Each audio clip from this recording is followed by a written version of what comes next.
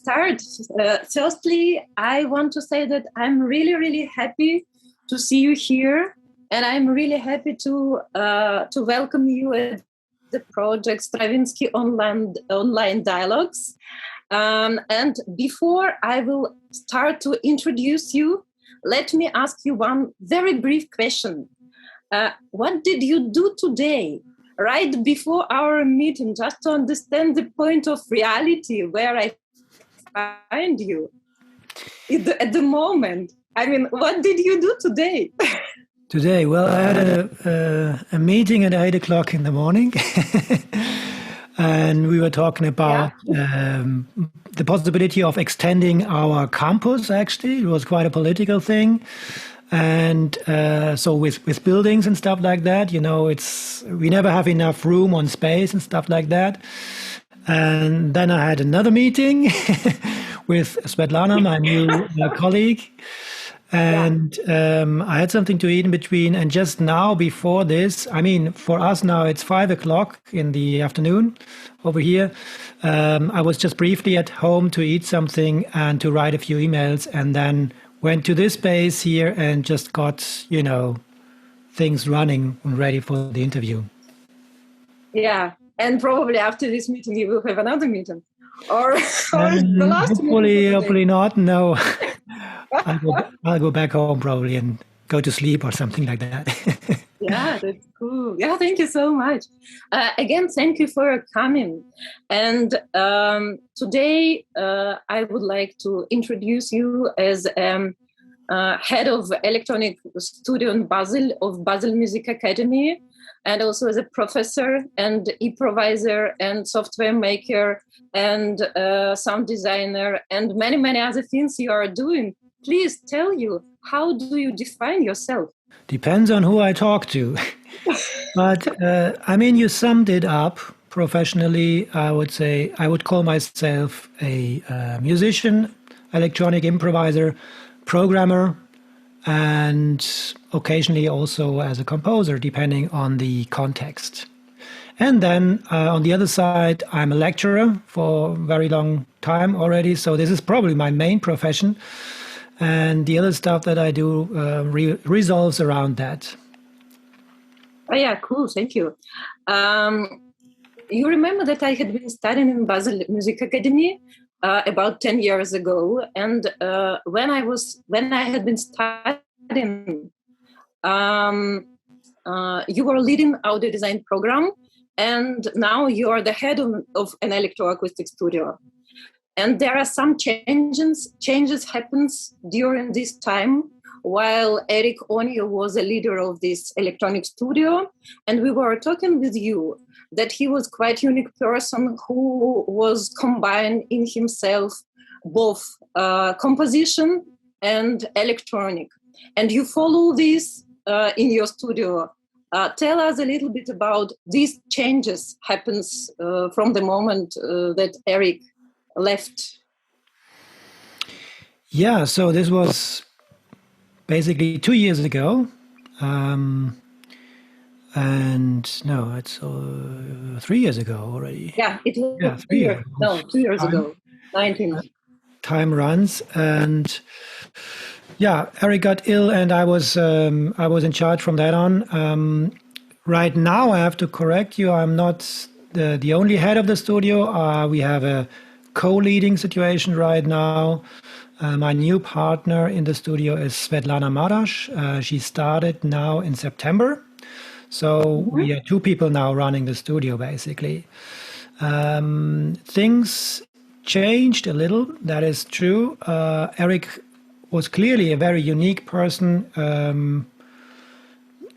He was able to teach a lot of different subjects. He was able to give lectures on very different things and advise people on many things. He was technically well-versed. He was musically super well-versed. He was a great composer, and he was a very sought-after lecturer. And all this made him so unique in this position.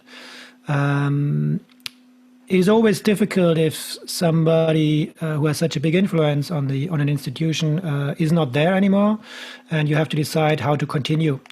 And we had a lot of talk with our colleagues also, what would be their expectations for the studio to develop into. And finally, we found that it was not the idea to find an exact or kind of exact replacement for him, but it was time to go slightly different paths. And then we started to look out for people, and there was an application round where people could introduce themselves. And finally, we found Svetlana Malash, who is now my new colleague, as I said. And well, there are a couple of differences now, of course. I mean, she's a composer, but she's mostly a composer of electronic music, mostly, and also a performer, an improviser. And this part was not what Eric was doing. Eric was also very much interested in instrumental composition and all that. And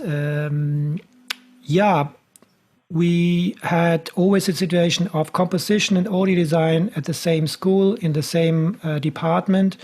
And as things go on, I would say that the line between the two classes in the last years already started blurring a lot.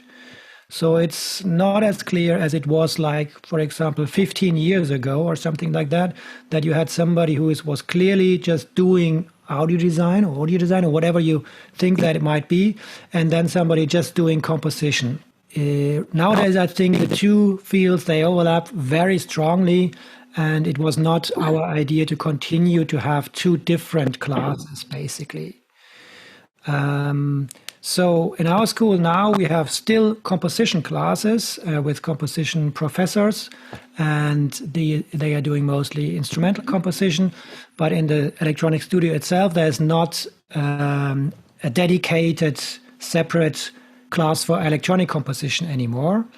But I think we have extended our team a little bit, the things that we can provide through Svetlana also, and we open it up a little bit for the other classes also to take part in the courses that we offer and these things. So mainly it's now one slightly larger class with audio design, but as I said, the subjects, they overlap a lot. And I would say quite a lot of our students regard themselves as being composers or producers just as well as the others. Yeah. And how do you decide this problem of collaboration? I mean, when a person who is very well educated in traditional compositions come to you, still, if for him there is, or for her there is a chance to be deeply involved into this electronic stuff, like to combine with its own practice. Am I correct? Yeah. That I mean that. This is the question for me about how do you construct your classes? For example, because you have a lot. I mean, somebody can be very good in programming software. Somebody can be very good in making instruments. Somebody can be very good in improvisation, performance, or whatever. Somebody can be very good in composition. How do you decide this problem of the main subject of the person? And then to share with the other fields, like going deep into one subject, or maybe trying this, and then to decide how it's possible to combine in an individual project. Difficult question. I would say we regard people coming to us, students, as being individuals, just as everybody else. So it's not the person studying audio design or the person studying composition. As I said, I think a lot of these subjects and fields, they overlap. Of course, we have a curriculum that the normal audio design students have to go through, bachelor and master. But on top of that, there are different ways of people from the other classes improvisers or composers, as you said, can take part in the activities at the studio. There is one thing for the composers; they can have classes with their main professor, but then they can pick other professors from other departments to take classes just as well. They have to organize that. So somebody from the composition class can say, okay, for the next 2 semesters, I want to have an emphasis in electronic music and I need some tutorship or something like that. And then they can inscribe through that. And on top of that, there is the possibility of we offer some open courses, introductory courses mostly, where all other students from other classes can take part in. So there are introductions into electronic music, introductions in recording. There are introductions also in live electronics, things like that. And a lot of people take these courses. And this is also a way of, well, on the one side, of opening up the studio to the rest of the school. And for us, again, to meet those people, to learn to know them, and to make collaborations happening with our students. So this is mostly, if you don't know people, then there's no collaboration. But if people meet and sit together in a class, then it's much easier. I think I answered your question, but I'm not sure. Yes. You answered my question because, it was about it was also the question how the students collaborate with each other. How do they find each other? Because it's really like a moment of sharing interests at the one studio, at the one platform, at the one field. Yeah, that's really important. May I ask you personally, how did you enter the world of electronic? Where and how did you start it? And how did you trust the electronic? Because I know usually that my question is, how many troubles did you have with electronic? When did you start? Because it's really like you need sometimes to trust technology, that it doesn't let you down. Because not so many time ago, I had problems with scenes. And my colleague had a big premiere with a big festival and a big image event. And then she had a big orchestra piece with a tape music. And at the moment of the premiere, everything was corrupted, collapsed and everything. And so it was like, you can't trust the technology. How did you enter? How do you still trust it? Okay, sounds almost desperate now. So when I started, I mean, this was some time ago, I would say beginning of the 90s. No, mid-90s is where I first started doing electronics, actually. And I was a student at just a regular classical music school. And I was interested in piano playing. I wanted to be a piano player, basically. And I was completely enthusiastic, but I noticed, well, okay, there are other people playing piano and they are really good, and then when I entered school, I noticed, okay, there are other things next to piano playing that interest me, like music theory, for example. Counterpoint was super interesting for me, and I was always interested in the music of my time. So I was very interested in what kind of music people do today. What kind of music composers write today. And I was growing up in Freiburg in Germany. It's not far from Basel here. And I was quite lucky because there were a couple of very good ensembles for contemporary music there. And I was able to visit concerts and see what they're doing. And I was captivated by that. And then I started composing myself. In school still, and my colleagues play the pieces and stuff like that. And this was not so easy because I noticed that what I wrote down was not what they were playing. And this was, you probably know this problem. This was partly because of me not being able to express myself clearly with a score and stuff like that. And of course, other problems and stuff like that. So I finally found electronics to be one way out to really be very precise about what I want to tell or what I want to sound, right? Mm-hmm. Because with electronics, you are very close to the final result. There is not necessarily somebody still interpreting your music on their instrument, but if you're working on a tape piece, for example, you're really designing the sound of the final result. I don't think that you trust technology more than people.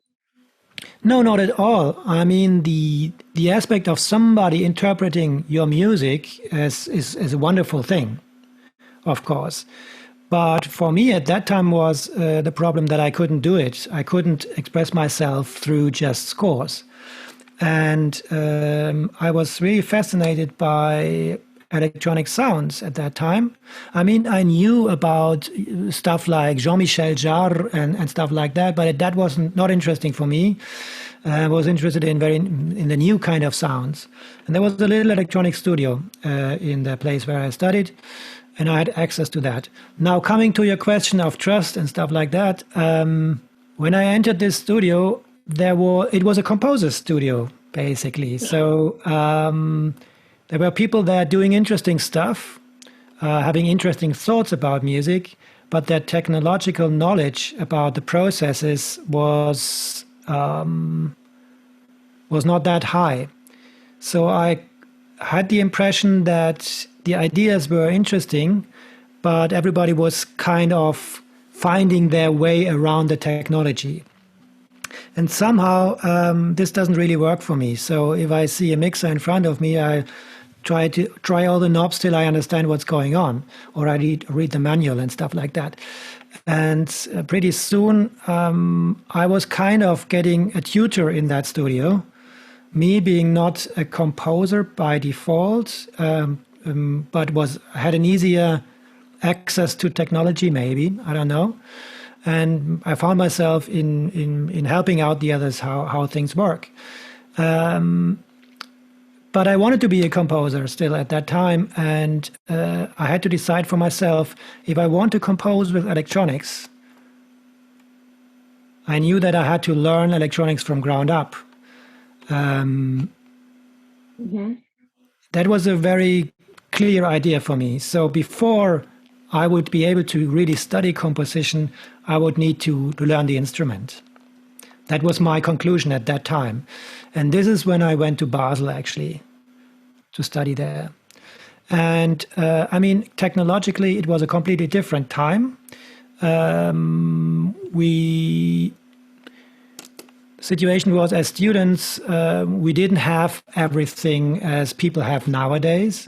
I didn't even have a laptop at that time. So we had to always work with other people's gear. And still, I think it's part of the rehearsal process and of the process of building a piece is to work with your equipment and to learn to know it and learn to know its quirks also. And I don't know, maybe I was lucky, but it only really happened once to me that something broke just before a performance. And I was doing the sound reinforcement and live electronics for a contemporary music ensemble in Freiburg for quite some time. And yeah, it happened that my computer broke once for one of these performances. I don't know. I think it's an instrument. The electronic part is an instrument that you have to learn. And it's like having your violin and you exactly know. No, it's not exactly the same thing, but the analogy is maybe not so bad. You know how to treat it, that it performs well for the performance also. And with electronics, I think it's similar. You have to know your gear. It's probably best to always work with your stuff that you own yourself, because then you really can control it, especially a computer, of course.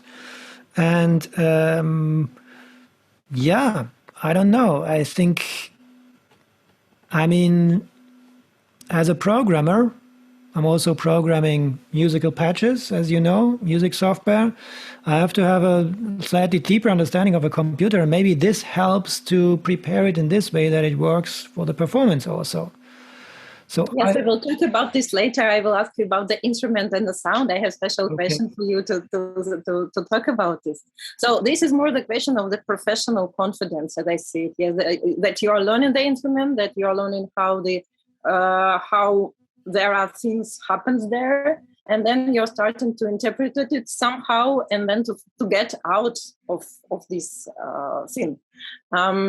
May I ask you about?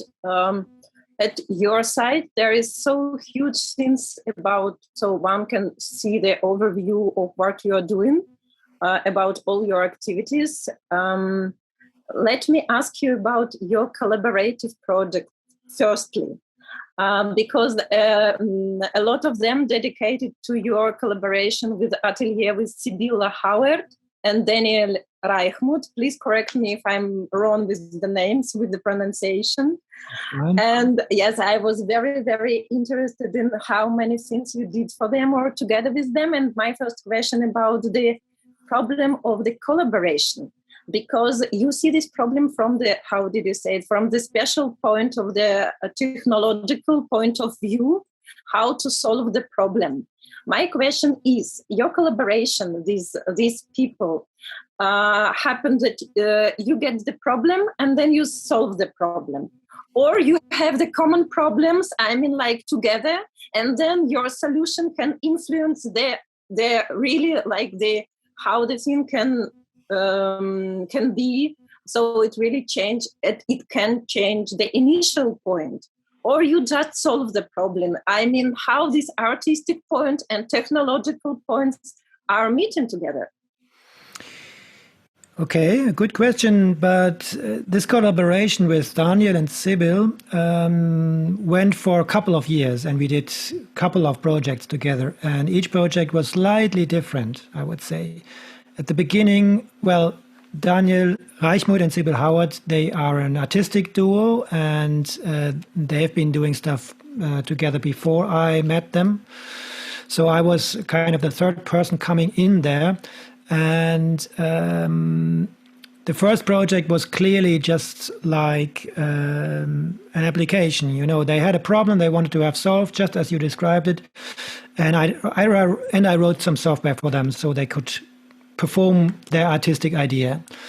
And this went very well and was quite enjoyable for me too. So the next projects, I was in there from the first run, from the first idea already. And this changed, of course, the whole situation a lot. In this trio, let's put it like that, all of us have their special fields, right? For example, Daniel is very good with hardware electronics and building stuff. And Sibyl is doing a lot of the text work involved in this stuff and developing artistic ideas and also fundraising and this stuff. And my part was mostly doing software and research and working with sensors and stuff like that. And music, if there was music directly in there, sounds, of course. So I would, especially with these interactive installations we did there was a lot of artistic shared work in there. The main basic idea mostly came from Daniel and Sibyl as a couple. They also live together and they talk a lot about it and they come up with these ideas. But the ideas are very fantastic, you know. They're not onto the ground and being realizable just like that. So you have to trim them down. You have to find the heart of the idea and then try to say, okay, how can we realize that with all the whistles and bells? And this was a very interesting collaboration always. Mm-hmm. Maybe we will talk about a special project. For example, let's talk about Trickster. Yes. Could you say, please, who is Trickster? Trickster is an artificial character. It's a figure. It's the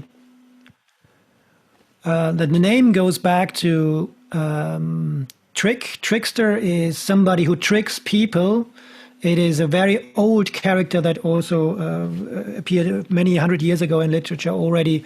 Is somebody that plays tricks on you, not completely bad and not completely good, somewhere in between, and likes to play with you. And we often had the idea of impersonating electronics as a character somehow. And Trickster was probably the most direct way to translate that. And it is an electronic creature, if you want to, that you can interact with. And the interaction part was always very important for Daniel and Sibyl. And for Trickster, there's this huge dance floor, that's what they call it. It's a sensor floor where people can step on. Mm-hmm. And that's one of the interaction points. Then the other part is a very even bigger wall out of ancient light bulbs. And it has some kind of 320, I think, Lamps, yeah. I mean, like boxes in there. In each boxes, there are 2 lamps, actually. Pixels, yeah, like pixels. Analog pixels, that was the idea. So the idea was to somehow combine ancient electronics with very new stuff. Everything worked on a computer. And to have these ancient ideas of artificial intelligence also in there. That's a very interesting thing, because you are like combining artificial intelligence, but with the very low resolution of the image. So it's really like you don't know the real personality. It's really like beside of this screen. You never know who is hiding there.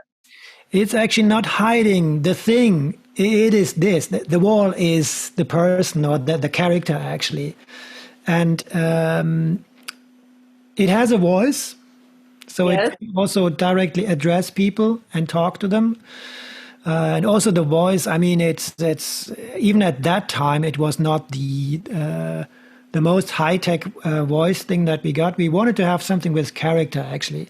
It was not about, our collaborations are never about the technology by itself, the fun to have, the latest thing in there. That was not the Yes, I felt it, yeah, because it's like they conceived it like an audiovisual environment with artificial personality. Yeah, it's exactly. Like you have somebody who has kind of body, but and also it's presented as a human. If it's a trick also with our perception to perceive the machine as a human, still without body but still existing somewhere, or we like to talk with him or with it, and to have answers at least. Yeah, like you have a question and then you want to have an answer. Mm.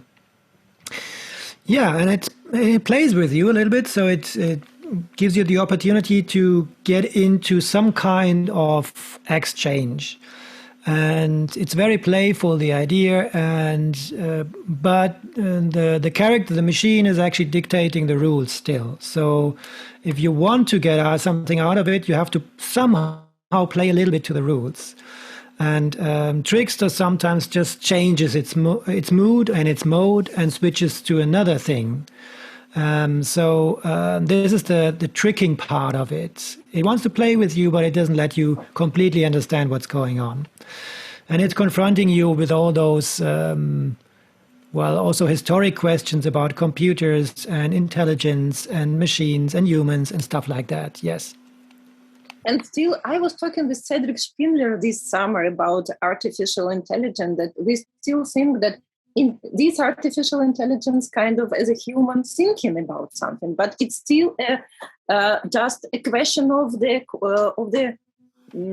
how many data you put into the artificial intelligence. It's just a question of the data inside, but not about the character. We still want to get these human ideas upon the technology, upon the machine.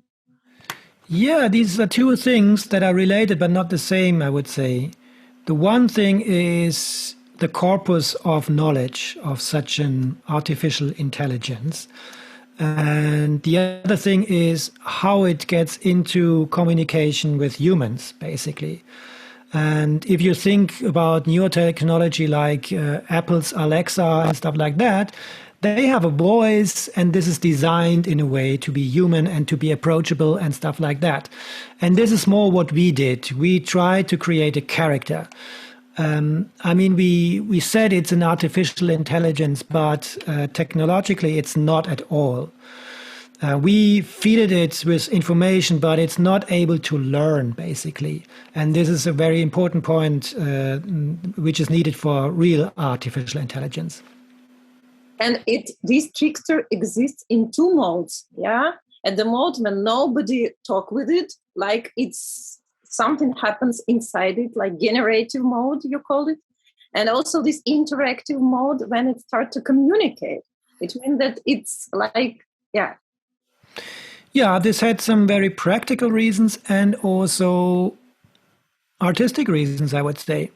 The very practical reason is at that time when we built Trickster, we already had the experience that having an interactive installation inside of an exhibition can cause many problems for the space that you're actually doing this in. If you have a lot of these installations and they push all the time with their sound and their images, then you get it's quite distressful with a lot of those machines in the same room. So we always had the idea of, okay, if there's nobody going to interact, then the system is going to sleep somehow, or it's going to be silent in a way. So that was a very practical reason, but also the artistic reason that Trickster is not going to shout at an empty room, for example. So it's sensing if somebody comes in and wants to interact. And then it starts the second mode, this interactive mode. And if nobody's around, it gets mostly quiet. There's only a little sound going on and some blinking lights, and it's doing some kind of self-amusement, I would say. It's amusing itself mostly. So these are the two modes. And it also produces music. My question is, when somebody is interacting with Trickster, who is producing music? Does the person who is playing producing music, or it's a Trickster who is producing sound or music or whatever? Yeah, that's a common question that comes up with almost all the installations that we did. And I don't know if I can answer it clearly, but you could say, well, the installation or Trickster is doing the music because we designed the system and we designed the possibilities that people have to interact with the system. We designed the sounds that are available. And well, as I said, the system, how it works. Yeah. But on the other side, there is the public invited to interact. And there is not it wouldn't be an interaction if it was just not paying attention to the gesture of the input. So there is some certain kind of control that people that interact with it have on the sounds that actually Trickster does. But to say that people are doing the music themselves is probably also not correct, because you can't do the sounds that you want to do. You can interact with it and you can control them over time to some extent, but it's probably not what everybody would say is like, I'm doing the music. It's more like you are finding the music in there mostly. And through your interaction and mostly through the organization of time in there, you are creating unique output. That's true. Kind of, you are making your path in this music. You are direct this music, but you are not creating the sound. You can just control a little bit the sound. Yes, that's true. Yeah. And but can we also treat the Trickster as an instrument in this case? I mean, like violin you said about before. Like this is a big instrument? Yeah, and why? No, I wouldn't call it an instrument. It was not conceived as an instrument. It was conceived as a character that is kind of mysterious and that plays with you a little bit. And if you want to, you can try to find out, you can get into a dialogue. But if you're not interested, you can just watch it or move on. And it was not conceived as an instrument at all. If you could predict the reaction of trickster on a person who are on the stage, if it's predictable or it's not predictable for you, for example, as one of the creators of this yes, character. pretty much, yes. Pretty much. Sometimes, not always, I would say. Sometimes funny things happen, but mostly I would say yes. That's what I meant. We designed the system. We know very well what Trickster can do and why it's doing some stuff at some times. And this is also the fun part, or the part where we as creators really need to step back at some point and say, okay, now we designed it, now it's here.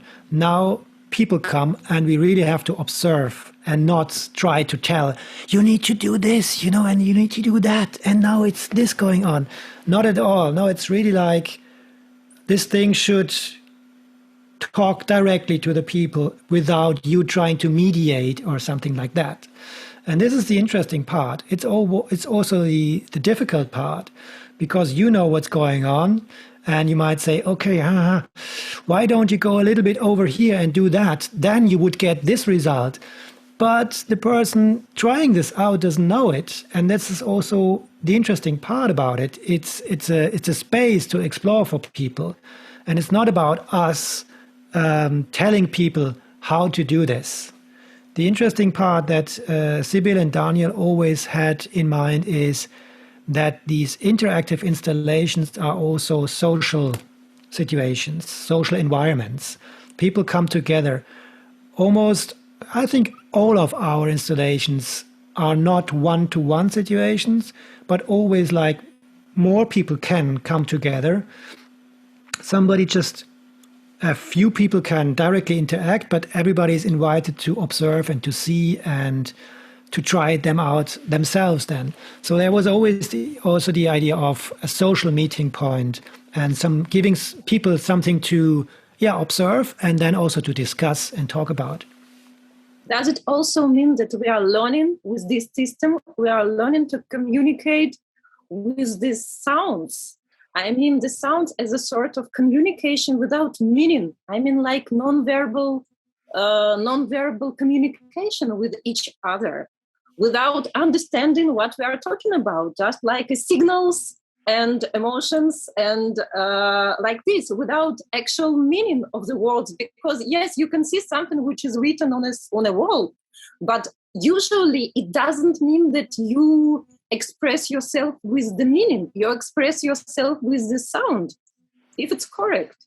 That we are learning to communicate with each other with the sound, not with the meaning. I'm not exactly sure if I understand what you mean, but... I mean, the trickster reacts you as a sound. I mean, I can't tell myself something, okay, I want to talk with you. But I start to dance, I start to move, I start to make him react to me. But it's not a reaction of the word of the meaning. It's a reaction of the behaving more than meaning.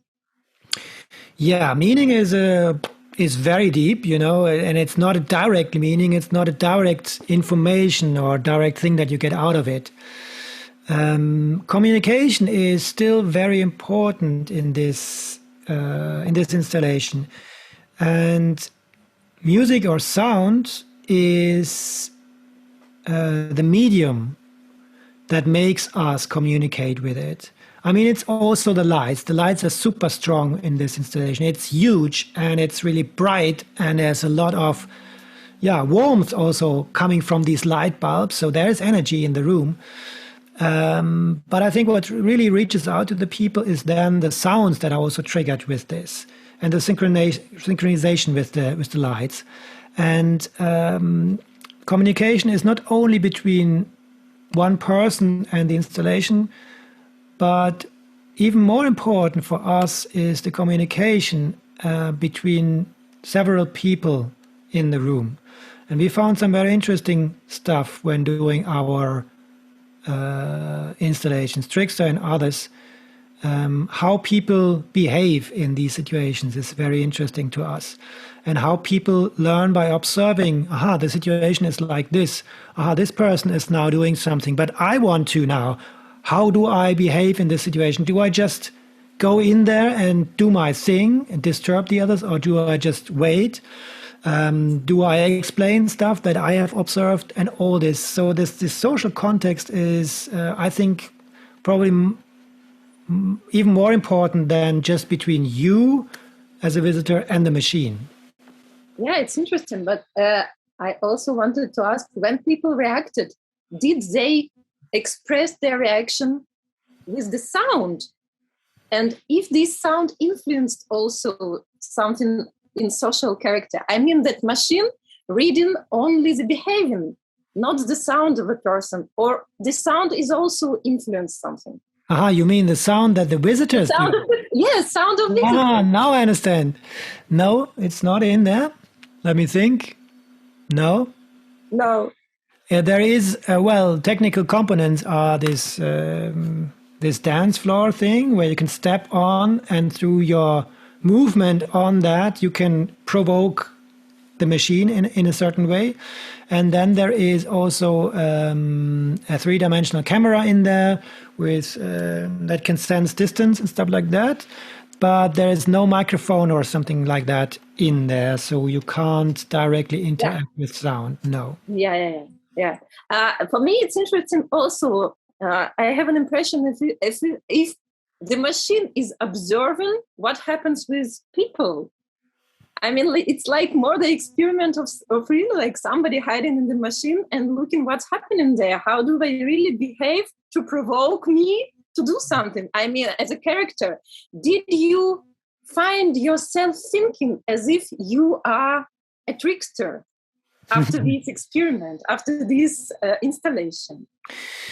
But while designing, of course, you step somehow into this character, because you're thinking of ways of interaction and ways of what might be interesting to confront people with. So yes, there was a certain time when we felt a bit like being this character, but in the end, no, because it became a thing by itself, which consists of many different things. It's not just the work of me or of Daniel or of Sibyl. It's the community thing, and we all put our ideas into this, and it really had then its own kind of personality, even for us. Because sometimes, this is, you mentioned it before with technology, you sometimes don't know exactly what happens. And if you build something like this system that should behave or should seem to behave independently, if you succeed, then it surprises you also to some extent. And this happens sometimes, yes. Yeah, that's truly. And you have also other projects with machines. And could you answer, please, for you, if machine it's fiction or it's reality? A machine. Or machine. For example, in a project vocal, you are also talking with the machine, and you have some questions, and you kind of also trying to collaborate with it and to think how the machine is thinking, and machine is asking you, how do you think? Am I thinking or not? Or whatever. What is this for you? I mean, the machine, how do you estimate what the machine is itself? If it's reality, or if it's media, or if it's a fiction? I wouldn't say it's fiction, certainly not. The word machine probably goes back to something mechanical, and mechanical things they are part of our real physical world. But nowadays, of course, we moved on, and most of our, well, not most, but a lot of our lives is digital already. And there is no body anymore, no mechanics, well, there is still physics involved, but software and the interaction with software is not something from the physical world, basically. So the old idea of a machine is is not the same anymore. It shifted clearly. And with artificial intelligence, it even goes further because, of course, we had very early on, we wanted to have machines that are intelligent in some way. But it was always like predefined what a machine could do. We had to think, as in designers, we had to think about, okay, what are the limits of that thing? What do I want to achieve? What are the situations that the machine must handle by itself, maybe even? And nowadays it went further that with artificial intelligence, now the learning comes into play. So the designer doesn't really design the borders of that, the limits, but the limits are basically endless if the machine is able to collect data itself and can make decisions from this. Yeah. Exact, yeah. So that's a big difference. And here I would say it's not fiction; it's still reality. You know, it's this is happening, and it can have a huge impact on a lot of our lives. And so I wouldn't say it's fiction at all, but it's not like material world anymore. Yeah. My question about the instrument. After these experiments with the artificial intelligence, do you still treat instrument as a device, or also it's a kind of machine for you? Making an instrument intelligence. Do you think about this at your electronical improvisation or whatever? Do you apply this thinking into this process, being instrument intelligence? Yeah, to some extent, I started very early on that because I felt the need as an improviser to have to design an instrument, if you want to, that can confront me with stuff that I didn't choose. So that's the first step. I mean, this is not a new idea. Other people had that way before me. So having like situations where you're surprised, where the machine or the instrument, whatever you want to call it, makes decisions by itself and delivers stuff by itself. And I always find that idea super interesting.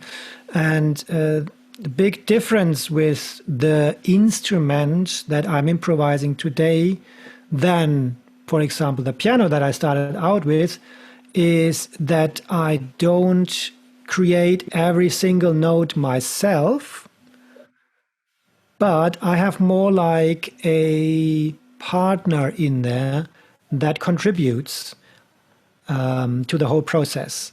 So I can start a process in the background, for example, or in my current setup, I use microphones and I use an electric guitar and stuff like that. So there are still some kind of hands-on instruments in there, but I feed this to the big instrument, and the instrument does some process on that and gives it back to me. And I don't know exactly what it is, but I designed the process that is applied to this thing. And this, I think, is very interesting. Also, that with electronics, you often have the situation that you are not working on a single layer, but you have the possibility of having several layers on top of each other, and setting something in motion that continues after following a certain algorithm or a certain behavior. And designing these kind of behaviors is very interesting for me as a musician.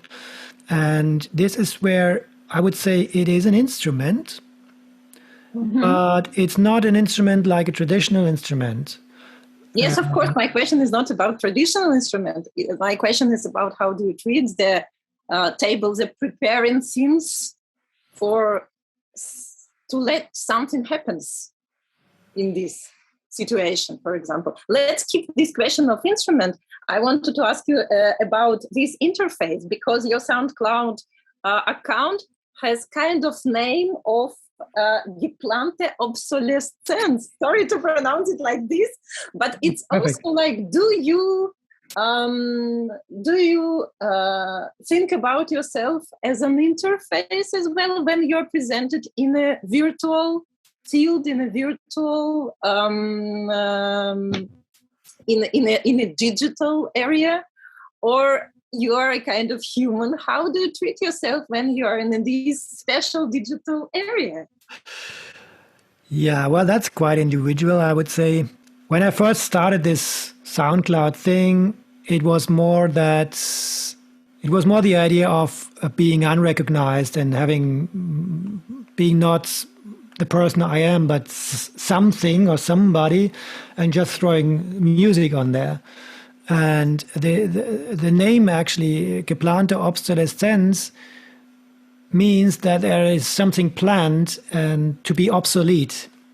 Yes, I like it very much. This is like a machine which require being new the next year, because it's already like it's old. It's very, very, very fast old. That's true, but it has also a very negative connotation, actually.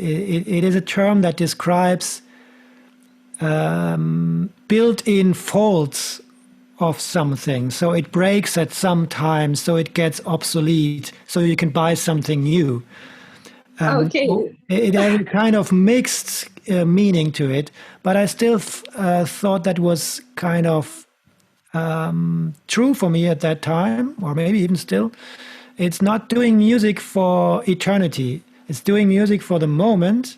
For the moment it works, and at some point it might not work anymore. And I can see even, especially if I listen to the old stuff now, I can see it that it breaks at some time, that it doesn't work anymore for me at some time. So that was the basic idea about it. And yeah, it was this kind of hiding the person behind it a little bit. Nowadays, I mean, it's still the name for this thing, but I have my real name in there just as well. And I decided at some point, it's not right. I want to unify that all under my person. You know, when I started out, I had lots of different projects, and I was working in contemporary music, was composing music myself. I was as well doing this installation stuff with very burlesque and funny stuff in there. And then I was also playing in funk bands, and I was doing techno music, and I was doing jazz music. So it was all these different things. And I always thought, I can't do this as one person.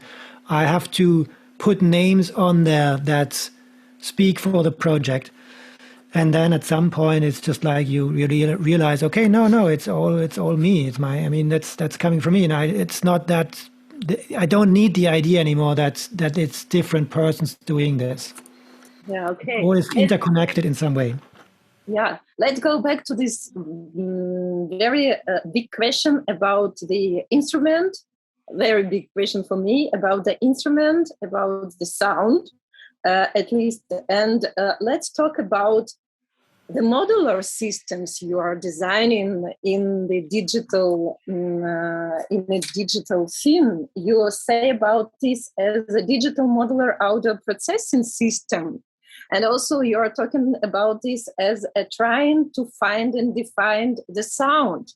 Let's divide this question into two. For me, it's the question more about producing the modular, producing the kind of the environment for producing sound. So they really depend on each other, the environment and the sound. And you talk about that you are find and you try to find and you try to define your own sound.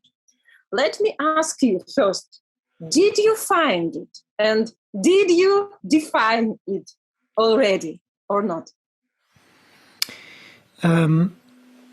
Yes and no.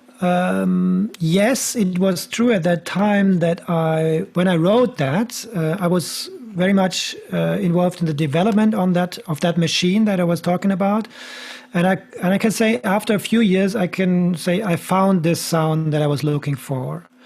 But of course, you never are finished with anything, and time goes on. And mostly, I think it's attributed to just getting older, and getting tired of things and being interested in new things. So it's not really like this one spot there that I can see that I want to follow. It's more like walking in circles and stuff like that.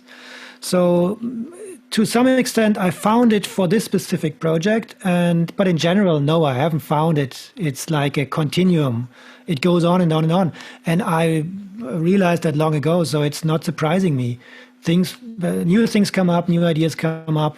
We meet new people, we read new books, we have new ideas. If this wouldn't be the case anymore, then it was probably time to stop all this. Yeah, please tell us a little bit more about their project, like mutable instruments, and what you did out of this, like making something of this hard and putting it into the digital. Actually, okay, yeah. Mutable Instruments is a Eurorack module developer from France, and the modules themselves are actually digital already, most of them. So Emily Gillet is the developer, and she was kind enough to put the source code of those modules, and they are very, very popular because they are good, they are well designed, decided to put the source code online, to open source the code that is running on that little modules. And I heard about that through students, actually. Some of my students came up with this Eurorack format and asked questions about it. And I knew that this existed, but I was not really so much interested in it at that time. And they showed me some of these modules, especially from Mutable Instruments. And I thought, well, okay, let's try it out. Let's see what it does. And yeah, it was interesting. And at some point, some student asked some very specific question about the inner workings of one of the modules. And then I found the source code, and I was able to understand what's going on and was able to explain it and to also transcode it into Max. And yeah, the rest was then my curiosity to find out how well or how easy it would be to make the code accessible for myself, for my own projects. And I mostly work still with the environment Max MSP. And I was actually then building objects for Max out of that code and made them open source again. So that is basically the idea. It was a fascination about the functionality of the modules, the sound, but it was also a huge curiosity if I would be able to do this and what would enable this to me. Mm-hmm. But of course, it's a difference. Now it's really just the software. It can be used inside of Max, which is nice because you can patch around it, just like you do with such a patching system like Max. But the hardware part of it, the knobs and the connectivity through the patch codes, of course, is not there anymore. So it is a bit of a different thing than the original. Do you use it right now? I mean, do you still develop this idea of mutable instruments as a digital instruments? Or so do you still, if this idea is still working for you, or it's like already stopped? It is still working for me, or there is still things to be done. I ported most of the modules that I find interesting or that I find suit well or work also well as just digital modules. I hardly have any time right now to do extra coding work. Schoolwork is really taking a lot of my time up right now. But it's always like that. If you want to open source something, if you want to give something back to the community, there is a huge overhead of work in trying to make it accessible and understandable for people how to use it. And this part is there is still missing bits of it, the documentation mostly. So this is really taking a lot of time to create, but without that, people have difficulties using it. So it's always this thought, okay, should I open source that now? Should I put it somewhere? Then people will maybe use it. Okay, that's cool. But then the questions come back. Okay, this doesn't work. And how do I do this? And this creates even more work. So it's always like you have to think about if if you want to put the time into supporting something also. And with these mutable stuff, well, there were a lot of people interested in that. So I made it open source again. And yeah, still there is missing some stuff. It's mostly documentation. I'll try to finish that very soon, but I don't know whether I have time to it. Okay, let us share in your objects you already did, because it's like in a public area, so we could share it. Yeah. Yes. You also like to work with the prepared instruments. I saw you're working with the prepared electro guitar, for example, and you do a lot. Can you please describe a little bit more about this? And also, how do you think? What are you doing with the instrument? If you change the instrument, means that you change the sound. Your approach in this connection between the instrument and the sound. Do you prefer to start with the instrument, or do you prefer to start with the sound? I wouldn't say that there is a clear first I do that and then I do that. Just happens, I would say. I mean, as mainly electronic musician, I'm interested in sound in general, whether it comes from purely electronics or has an acoustic origin, doesn't really matter. And the idea with the guitar was basically I'm not a guitar player. So I'm a pianist, right? And at some point when I improvised, I noticed that my fingers keep repeating certain patterns on the piano, on a keyboard, be it a piano, be it a synthesizer, whatever, a keyboard instrument, let's put it like that. And I couldn't get away from it. I wanted to have something different in there, something surprising, as I said before. And then I abandoned keyboard instruments from my repertoire, even though I had this. Like violin player, they almost all the time, contemporary violin player, they hate instruments and not preferring to write something for this. I mean, composers, they really like, okay, we want to break it and then start with something new. Yeah, exactly. So I abandoned that and worked with the computer and interfaces and stuff like that. But I missed the tangibility and the directness of a real instrument in my setup. And I kind of compensated it to a certain part by using microphones and contact microphones, so tangible stuff. But the electronic or the electric guitar was interesting for me because there was no additional microphone needed. It just has a pickup in there. It's a magnetic pickup. That's even more interesting sound-wise. And you can directly interact with the strings. You can do stuff with the tuning. And you can throw a lot of objects on there. It's not easy to break. That's also good. And you have no problem picking up the sounds. There is no feedback problem and stuff like that. And it was directly tangible with your hands. And that was very attractive to me. So that is how I got in there. First, I would say there was more like software ideas. And then the ideas with the guitar came in this project. I used it also, the guitar I use with this modular digital thing that I built. You mentioned it before. I could show it on the screen if you want to see that. Yeah. I can try to share the screen here. Okay, you should see a Max Patch running now. Yeah. So, yeah, it is not important. I won't explain everything here. It's just the idea of all these boxes here. That is what I mean with modular. Yeah. I tried to set it up that I can stick stuff in there. Develop something new, put it in there, try it out, and if it doesn't fit, I can just go here and throw it out again, and it's gone. And so that is the system behind it. I have a way of designing these boxes here. Bring it back in. Yep. That it automatically works. And in this way, I can still extend the instrument while I already have rehearsing experience with it. So I play with this, I rehearse with it, and then I can add little stuff that changes little things and not the complete system. And so I was able to actually perform with the system and still extend it over a period of 8 or 9 years now. Yeah, but does it mean what I really talked about, that you are more creating the environment than an instrument?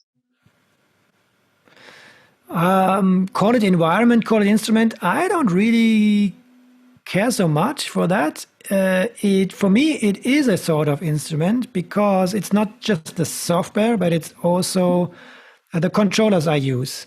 So the muscle memory that I build up to play this thing. And this is quite important. I cannot just go there and exchange a controller, a MIDI controller, that has the faders in a different position, the knobs in a different position. Then I have to think again how to play this. And this is similar to an instrument then again. If you have the keyboard instrument and you're picking out or taking out certain keys or rearranging the keys, then you can't play it anymore without thinking, this is over here now, and this is here now. So in this respect, it is a kind of instrument. It is something that stays the same and is only changed slightly in there. Mm-hmm. Tell us, please, a little bit about your solo album release, which calls Endless Undo. How it was produced, what was the initial idea? Did you also use this modular system to create the sounds and whatever? What is behind? How do you combine everything? What was the general idea? Tell a little bit about this. I did work exactly with this environment that you just saw. Yeah. All the sounds basically came from here. But I have to say, I work a lot with sampled sound also. So with little snippets of sound that I process with this modular system. So I treat them mostly the same as the guitar input or the contact microphone input. So as if you have something that you put into, and then there is something happens with it inside. Exactly, yes. Like with the guitar. So the guitar is also a kind of interface and environment. So that's why I asked about this, how do you treat the instrument and the environment? Because guitar can be also the environment for something to be processed inside. Of course, yes. But a lot of that is buffer based. So you record a certain amount of time and then you have something to work on. And now if this little audio snippet is already existent on your hard drive, or if you record it through a microphone, that doesn't make a big difference anymore. So for this album, I didn't plan to do an album at that time, actually. I was very busy working on this project and improving my improvisation skills and my solo improvisation set with this, the guitar, the modular thing, and trying to create really, I tried to define the sound that I want to do with this in an improvised manner. And then actually through SoundCloud, I think, I was contacted by somebody who was the label owner of this label. And he asked me if I would be interested to release something on his label. And I was pleased to hear that. And then I asked, okay, what kind of sounds were you thinking about? Because at that time I was already having several different stuff on this SoundCloud page, right? And then he named a few of those tracks. And at first I was a bit disappointed because he named tracks that were quite old already, and that were a lot based around more like danceable rhythms. And at that time, I was completely into free improvised stuff, not necessary with straight beats. And then I sat down and thought, okay, what am I going to do? I have a chance to do a record now here with this label, but I don't want to do the old stuff, I don't want to go back to the old stuff. And so I decided to do something hybrid. And I started just recording this stuff. I was doing a lot of improvisations. All the record is actually done by improvisation, long improvisations. I recorded that directly into Reaper. often I did multi-channel recordings, so I had the output of the single modules separately, and then started to edit that. So the album itself is initialized by interaction with the software. There are a lot of gestures in there. And for the gestures, I think I told you, I'm using mostly this graphic tablet with a pen, and you could interact with your own improvisation. Well, I use this for improvisation, basically. So it's an interface where I can very quickly play sounds with. And I'm using this with the software I just showed. And through the motion of your hands and the pressure and the angle you're pressing, you can all map these on parameters of the sound. So it's very direct. It's not exactly the same as having your fingers directly on the strings of the guitar, but it's a similar directness for any kinds of sounds. May they come from the guitar, or may they be pre-recorded, or maybe synthetic, or whatever. It's like a finger. It's like a finger of a pianist, which is touching the key with different pressure. Exactly. There is a lot of training and rehearsing in there to get the exact feeling of the pen. It's very exact. That is very nice. It's not based on MIDI. It has a high resolution, and it's made for graphic artists basically, and they need this precision. And you can take that and use it in your music, and this is very nice. So it's a very precise instrument, although it is a bit clunky. You know, you have this pen in your hand, and sometimes during performance you might drop it, you know, and then if you're in action, this is a bit of a drawback, but basically I like the control of that thing. So a lot of gestures in there are recorded and then edit them basically. That's the main thing where the album came from. And I tried to do it. I tried to get into interesting beats. So I wanted to fulfill the wish of the producer of the label owner to have some kind of beats in there and stuff like that. And I thought, okay, what could I do today with the idea of having beats and still have an improvised session around it? Yeah. Two extra questions.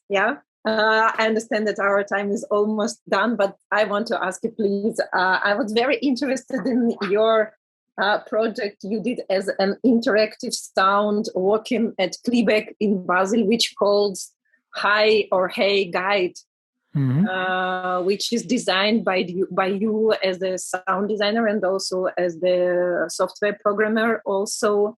My question is this being between realities, as we talked about with Trickster, being between fiction and reality. How did you realize it in this project? Yep. So the project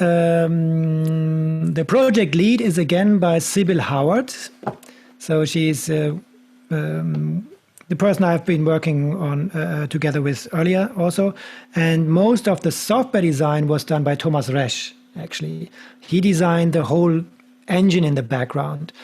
I was in this project to develop the ideas and to do sound design and interaction design, exactly. The idea of a sound walk came from Sybil, and it is very closely connected to the location where we do this. It's at the harbor site here at the Rhine in Basel, and it's an interesting area where there's a lot of different things next to each other. There are little bars, there are open fields, there are a lot of people walking their dogs, then there are ships with coming. Yes. Exactly. Yeah. Exactly. So there are a lot of diverse field, and we wanted to do a sound walk that mixes exactly as you said, mix the perception, the reality that we have with augmented reality, we sometimes call this. So mix what you see and what you hear on top with stuff that we play back on the headphones. And we tried out different things, and we found most compelling the idea to have recordings made exactly in this area, but at completely different times of the year. It is open air, so in winter it behaves completely differently than in summer.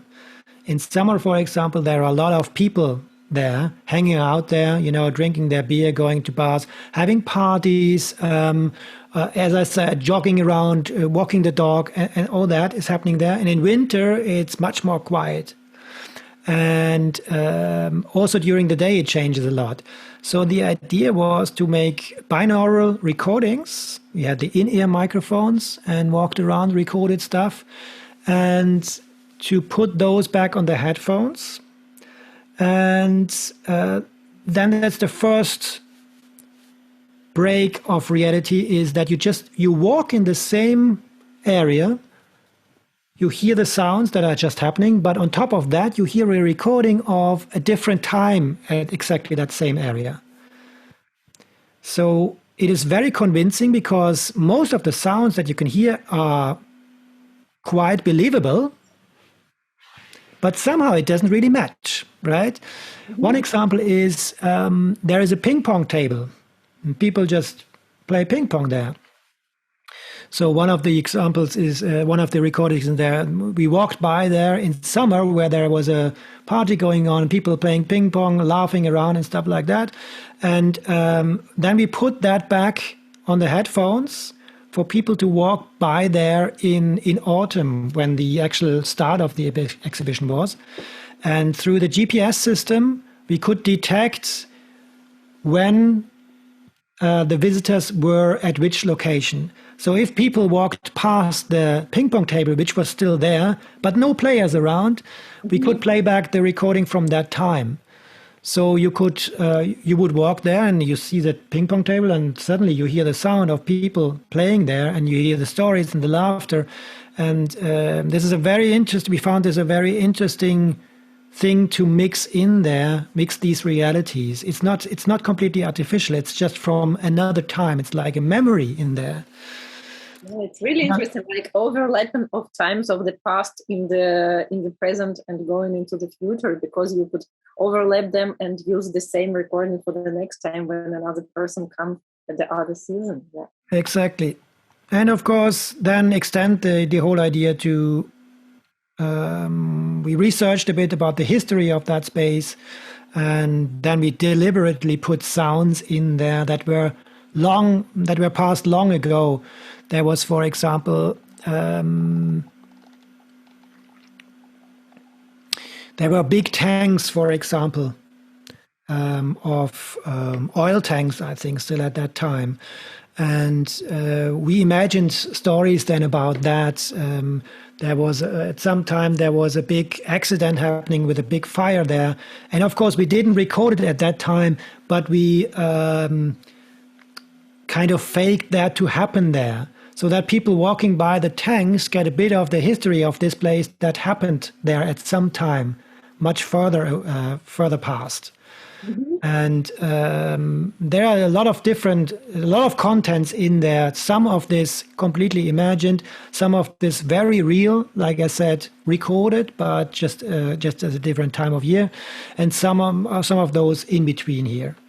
And the system tracks where people move along, and then knows, now the person is near this fence, for example. So, okay, now we can play with the sound from the fence, but without people actually touching it. And this was very interesting. And then there was some kind of... we also had a head tracker on there, so we know where people look at and can adjust the sound position in the room actually surrounding them. Normally, if you wear headphones, you have a stereo field here, and if you tilt your head, the stereo field moves with you, right? Yeah. And this is something that we wanted to overcome. So we wanted to have a stereo field that is somehow more real outside of you, So which stays here even if you tilt your head. The headphones, they tilt, but we wanted to have the soundstage stay like that. For this, we had to detect where the head movements and then correct the stereo image to make a movement against the one that you're doing, actually, so that the sounds actually stayed there. If you have a barking dog, virtual barking dog in front of you, and you tilt your head, you want the dog to stay there and not to jump around. Yeah. So like this, the mix of real sounds and the playback sounds was much more believable in the end. Oh, that's very, very interesting. Thank you. At the very end, please tell me something a bit about your how your working stage looks like. I mean, when do you prefer to work in when you do something? Do you have your special workplace as something that's behind you, or you're working on a table, your work is sitting on a chair, or what? How? Because for me, it's very important. You know, I like very nice the book by Giorgio Agamben, which calls The Portrait in the Cabinet. Because a philosopher is also a person who is describing his own portrait through the other persons. And the working stage, a working place becomes a kind of your working stage, which also very, very meaningful. Could you, if it would be possible, could you show something as the working place? Or maybe you would describe something very specific for you to work. That's an interesting question, actually. And I would generally say that the working place or the situation I work in depends on what I'm working on. Yeah. So I have a prepared or a preferred way of working on most stuff that is mostly just this, you know, a table, a computer in front of me, a second screen, loudspeakers. So I can do most of the stuff I want to do. Most of the programming stuff happens like that. But I very much enjoy working at different places, slightly different places. So I'm not getting too much comfortable with one thing or too much tricked into the situation that being always the same. So I have this room here, then I have my room in my apartment, which is slightly smaller. Well, mostly I need loudspeakers. Without loudspeakers, it's not possible, and a computer. This is what is always there. But I have several places where I can actually do this. And I found this to be very interesting because I tend to have different ideas at different locations. So yeah. I would and how your ideas depend on the locations. Exactly. I would recommend everybody to change your places from time to time and see what comes, you know? Yeah, like to expect from the place something to surprise you as well, as from interface. Exactly. And then, of course, it's the studio where I work every day, normally as a lecturer, but sometimes I also verify my mixes there, and then it's a completely different situation again. Everything is completely trimmed down to the only essential, loudspeakers and playback medium, and really to focus on only what's going on in sound. No other gear around like cables and keyboards and microphones, but just that. And then, you know, you can see here on the right side, I have also investigated a little bit in the Eurorack stuff. So this is a kind of different situation. It's not in front of the computer. It's away from the computer, which is very nice. Even if these are digital modules, many of them, they have their interface. It's designed. It's not my task to design it, to program it. I can connect it and listen to the sound. And this is something I found very refreshing from time to time, to have a completely different working situation. Also, these are portable, so I can take one of these to my apartment and do some stuff there. And yeah, as I said, it's worth it trying out different stuff and again being surprised by stuff. I feel I need to be challenged again and again by new stuff, by new inputs somehow, to again adapt to it and to find my position and my own ideas to the new situation. if you would associate yourself with a tree, what it would be? With a tree? With a tree. Oh, God. I don't know. Actually, it's completely ambivalent. A very personal question, by the way. I don't know if I can say much about myself. I don't know who I am, actually. I tend to know exactly who I am as everybody, but then if I think about it, I don't know it. And so it's difficult to answer that. What kind of tree? I think I'm slow. So a tree is quite...